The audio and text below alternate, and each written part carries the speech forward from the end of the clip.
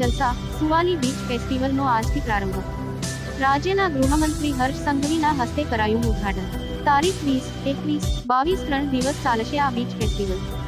ગત વર્ષની જેમ આ વર્ષે પણ સુવાલી બીચ ફેસ્ટિવલમાં મોટી સંખ્યામાં પ્રવાસીઓ આવે તેવી સંભાવના છે.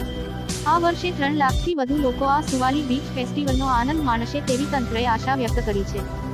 અહીં અલગ અલગ આકર્ષણો, સ્ટોલ્સ અને વિવિધ રમતોનું પણ આયોજન કરવામાં આવ્યું છે.